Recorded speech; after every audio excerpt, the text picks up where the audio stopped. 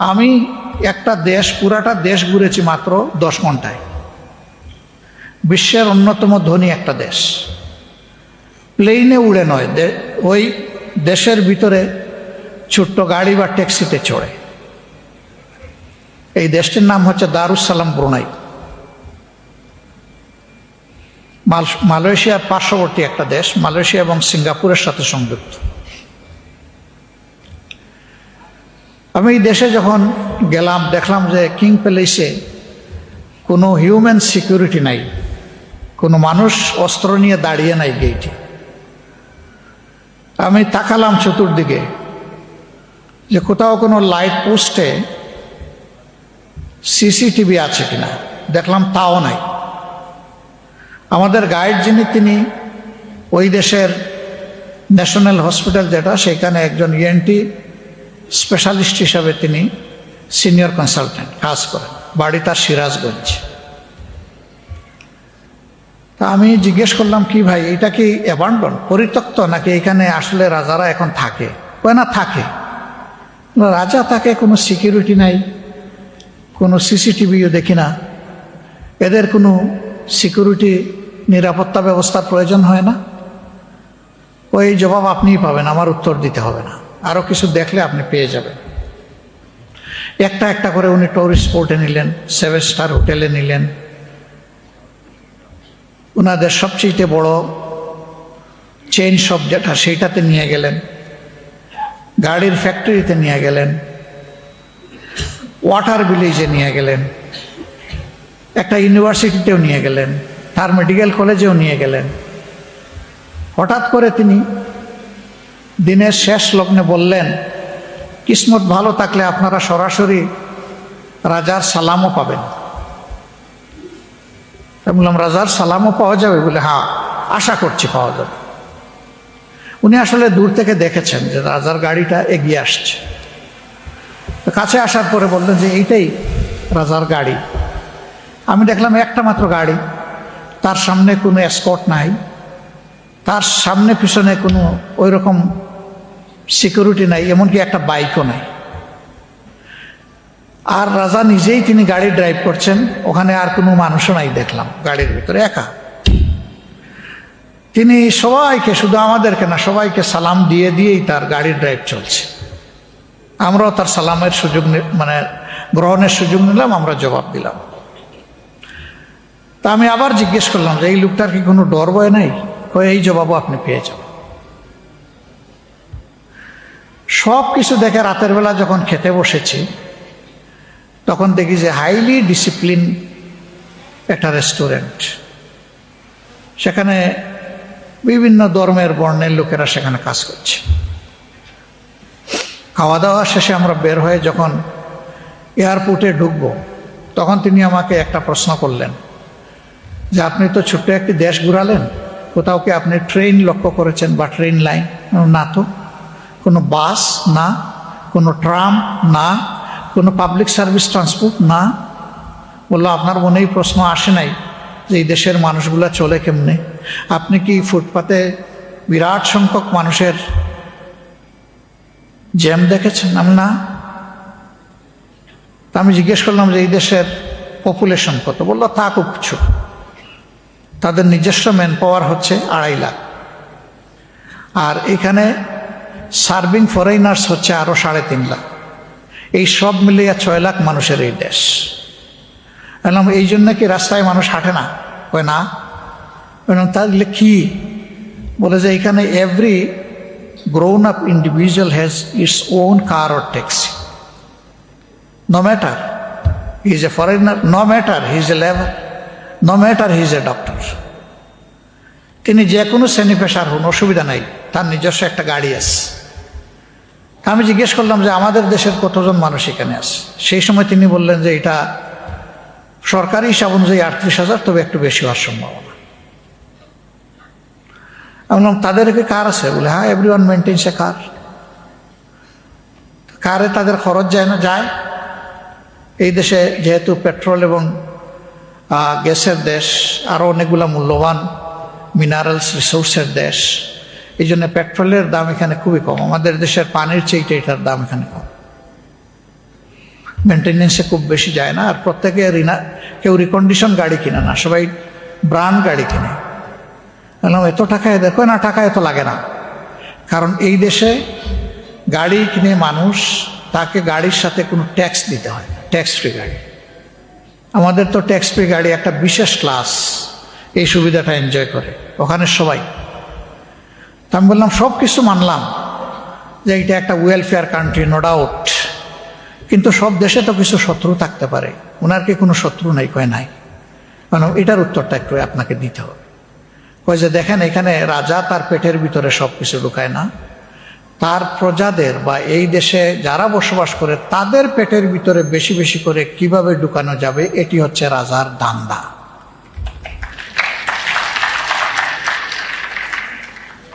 তাইলে তার শত্রু থাকবে কেন? আমি জিজ্ঞেস করলাম যে তার এডুকেশনাল ব্যাকগ্রাউন্ডটা কি। বললেন যে তিনি একজন কোরআনের হাফেজ এবং তিনি কোরআনিক সায়েন্সের একজন গ্রাজুয়েট। আমি জিজ্ঞেস করলাম যে এই শাসন কি তার আগেও ছিল? কয় না, ছিল না, তখন তো কলোনিয়াল স্টেট। এখানে ফ্রান্স, আমেরিকা এবং ব্রিটিশ পর্যায়ক্রমে এরা বিভিন্ন সময় বিভিন্ন শক্তি শাসন করেছে, আর এই দেশের সব কিছু শোষণ করে নিয়েও গেছে। এদের হাতে আসার পরে তারা এই কাজটা করছে। আমি জিজ্ঞেস করলাম যে এখানে সব ধর্মের লোক আছে? হ্যাঁ আছে। তাদের ধর্মীয় অধিকার ফুললি এনজয় করে এবং তাদেরকে তাদের ধর্মীয় আচার অনুষ্ঠান করার জন্য ফেসিলিটেট করা হয় রাজার পক্ষ থেকে। How wonderful country. এবার আমি জিজ্ঞেস করলাম, টুরিস্ট স্পটে গেলাম, কোনো মানুষ দেখলাম না কেন? ওরকম তো কোনো টুরিস্ট দেখলাম না, কিন্তু এখানকার স্পটগুলো আমাদের স্পটের চেয়ে অনেক বিউটিফুল, নাই কেন? তখন বললো যে এখানে হাঙ্কি ভাঙ্কি নাই, এই জন্য এখানে ওরা আসে না। আপনারা বুঝতে পারছেন তো বিষয়গুলো? ওইটা নাই, এই জন্য এখানে আসে। এটা ওয়েল ডিসিপ্লিন কান্ট্রি, আলহামদুলিল্লাহ। ওয়াটার ভিলেজে রাতের বেলা গেলাম, তো লাইটগুলা জ্বলছে, মনে হলো যেন মুক্তা দিয়ে দেশটা সাজানো। পানির উপরে ভাসমান একটা গ্রাম, সেই গ্রামে স্কুল, মাদ্রাসা, মসজিদ, সেই গ্রামে কলেজ এবং একটা ইউনিভার্সিটিও আছে, এমনকি একটা ফুল ফ্লেজেড হসপিটাল আছে ভাসমান। খুবই এক্সপেন্সিভ এস্টাবলিশমেন্ট, তাদের সম্পদ আছে, করেছে। আমি বললাম যে এটা কি সম্পদের অপচয় নয়? এই খরচকে তো অর্ধেক করে, তোমাদের দরকার না হলে গরিব বিশ্বে এটা দান করতে পারতা, তোমরা ওই পানির উপরে এদেরকে শুয়াইয়া রাখছ। তখন উনি বলল যে তাদের আদি পেশা ছিল ফিশিং, মাছ ধরা। তারা তাদের এই পেশা ত্যাগ করতে চায় না। এই সম্প্রদায় বলেছে পানি আমাদের বন্ধু, পানি আমাদের জীবন, পানিতেই আমরা থাকব। বহু চেষ্টা করা হয়েছে তাদেরকে সমতলে নেওয়ার জন্য, তারা যায়নি। তখন রাজা ডিসিশন নিয়েছে তারাও এদেশের নাগরিক, তাদের প্রতি আমাকে দায়িত্ব পালন করতে হবে। এই জন্য ওই পানিতে থাকা যাতে তাদের জন্য কমফোর্টেবল হয়, তাদের ছেলেমেয়েরা যাতে প্রপারলি এডুকেটেড হয় এবং স্কিল হ্যান্ড হয়, এই জন্যই সমস্ত অ্যারেঞ্জমেন্ট করে দেওয়া হয়েছে। বাংলাদেশটা এমন হলে কেমন হবে? খুব হালকা করে বললেন আলহামদুলিল্লাহ। আলহামদুলিল্লাহ। আমরা এমন একটা বাংলাদেশ চাই যেই বাংলাদেশে এদেশের সরকার প্রধানকে বুলেট প্রুফ গাড়ির ভিতরে ঢুকে চড়তে হবে না। হাঁটবে, রিক্সায় চড়বে, পাবলিক ট্রান্সপোর্টে উঠবে, যখন যেখানে যেটা মানায় সেইভাবে চলাফেরা করবে। আর সেই চলাফেরা করার সাহস এবং পুঁজি এই শাসককে অবশ্যই সংগ্রহ করতে হবে। ওই যে বলেছে যে এই দেশে তার দুশ্মন থাকবে কেন? সে তো একা তার পেটের ভিতরে সব ঢুকায় না, বরঞ্চ তার পেটে ঢুকানোর আগে নাগরিকদের পেটে কিভাবে ঢুকাবে সেই ধান্দা তার সবসময় আছে। আমরা ওই বাংলাদেশটা দেখতে চাই। এটা একদিনে হবে না। আবার দেখেন, আজকে আমি বক্তব্য দিয়ে যাচ্ছি, যদি 12, 13, 14 এরকম কোনো এক সময় ফেব্রুয়ারি মাসের আগামী বছর ইলেকশন হয়, আপনাদের সবার দোয়া মনে করেন আমরা সরকার গঠনের সুযোগ পেলাম? আল্লাহ ভালো জানেন, আল্লাহ ভালো জানেন। তা আপনারা 1 মাস অপেক্ষা করে 2য় মাসের 1ম তারিখে আবার মিছিল নিয়ে বের হবেন না। যেগুলা বলেছিলেন কোথায়, এগুলা দেখি না কেন? আমাদের হাতে আলাউদ্দিনের প্রদীপ নাই, কিন্তু আমাদের হাতে 18 কোটি প্রদীপ আছে আলহামদুলিল্লাহ। আমরা প্রত্যেকটা মানুষকে এক একটা প্রদীপ বানাতে চাই, কাউকে আমরা অন্ধকারে রাখতে চাই না। এই জন্য আমাদের প্রথম ফোকাসটাই হবে শিক্ষা এবং স্বাস্থ্যের উপরে। Better education, better nation, better health, better citizen. এই 2টা মাইনাস করে কোনো সভ্যতা গড়ে উঠতে পারবে না, সামনের দিকে আগাতে পারবে না। এই ফাউন্ডেশনের উপরে ভর করে আমরা সামনে এগোতে চাই। এখন মনে করেন আল্লাহর ইচ্ছা হলো না, আমাদের হাতে এই দেশ পরিচালনার দায়িত্ব আসলো না, তাইলে কি গালে হাত দিয়ে আরো 5 বছরের জন্য অপেক্ষা করব? নো, আমাদের মিশন অব্যাহত থাকবে। আমরা যা নিজে পারবো করব, যেটা আমাদের আয়ত্তের বাইরে সরকারকে বলবো ইউ ডু দিস, তুমি ভালো কাজ করো, তোমার হাত আমরা শক্তিশালী করব, তোমাকে সাহায্য করব।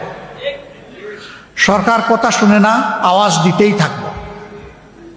আর একটা সুযোগের অপেক্ষা করতে থাকবো, যে জনগণের মনে আমাদের প্রতি আমাদের কর্মের মাধ্যমে ভালোবাসা যদি তৈরি হয়, নেক্সট টাইম আমরা দেখব।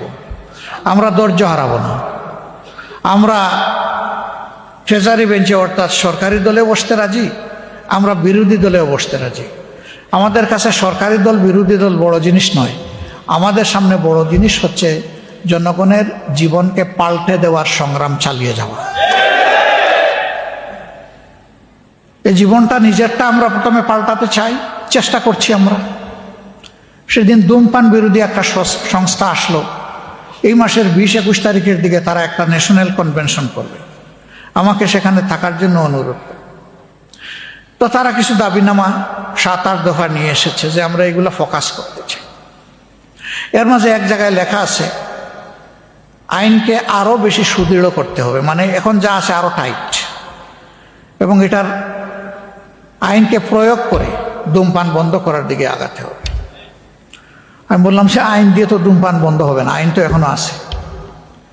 পাবলিক স্পেসে কোথাও স্মোকিং করা যাবে না, এটি হচ্ছে বাংলাদেশের বিদ্যমান আইন। কেউ যদি করে 200 টাকা জরিমানা। আপনাদের চৌকে কোথাও জরিমানা করতে কাউকে দেখছেন? পাবলিক স্পেসে স্মোকিং করে না? করে। আইন আছে, প্রয়োগ নাই। আমি বললাম যে উদাহরণ আরেকটা আছে পাশাপাশি। বাংলাদেশ জামাতে ইসলামের সাথে প্রাপ্তবয়স্ক নরনারী আছেন 3.5 কোটি। এটা আমাদের যারা স্বাক্ষর দিয়ে একমত পোষণ করে আমাদের সাথে জয়েন করেছেন, এটা তাদের নাম্বার। এর বাইরে যারা ভালোবাসেন, আমাদেরকে সমর্থন করেন, কিন্তু তারা স্বাক্ষর দিয়ে আমাদের সদস্য হন পূরণ করেন নাই, তারা এই সংখ্যাটা আরও বেশি। তাই আমি বললাম যে আমাদের এই টোটাল ম্যান পাওয়ারের মধ্যে আপনি কাউকে সিগারেটের একটা স্টিক টান দিয়ে ঠুটে নিতে দেখবেন না। একটা মানুষও স্মোকিং করে না, বরঞ্চ এদের সামনে কেউ স্মোকিং করলে এদের মাথা ঝিমঝিম করে। আমরা কিন্তু আইন করি নাই যে এই সংগঠন যারা করবে, আমাদের সাথে যারা সংযুক্ত হবে, তারা কেউ স্মোকিং করতে পারবে না, এই ধরনের কোনো আইন নেই আমাদের। কেন? মানে তারা দেখছে যে এই সংগঠনের প্রধান থেকে একেবারে সাধারণ সাপোর্টার পর্যন্ত এই ক্ষতিকর জিনিসটা কেউ গ্রহণ করে না, সেবন করে না। ধূমপান থেকে তারা বিরত। এক্সিলেন্ট একটা পরিবেশ, এখানে সে নষ্ট করবে কেন? সে বলে ফেলে দিলাম আমার অতীতের ময়লা, এখন আমিও এই মিছিলে সামিল হয়ে গেলাম, আজকে থেকে আমিও আর স্মোকিং করব না।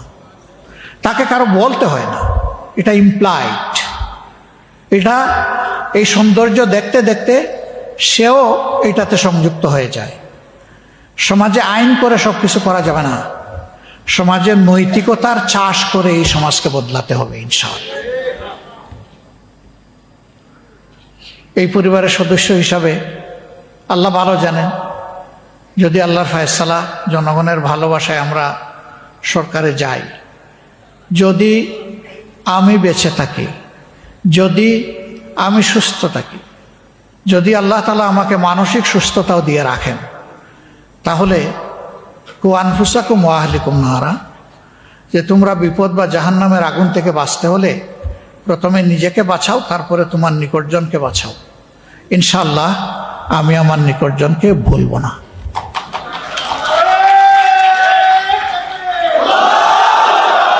সবাই আল্লাহ তাআলা সবাইকে ভালো রাখুন, সুস্থ রাখুন, মহৎ এই পেশাকে ইবাদত হিসাবে গ্রহণ করে পুরা জীবনভর আমরা যেন করে যেতে পারি। আল্লাহ তাআলা আমাদেরকে সেই তৌফিক দান করুন। এই জাতি যেন একদিন বুঝতে পারে এরাই আমাদের প্রিয়তম, এরাই আমাদের আপনজন। আসসালামু আলাইকুম।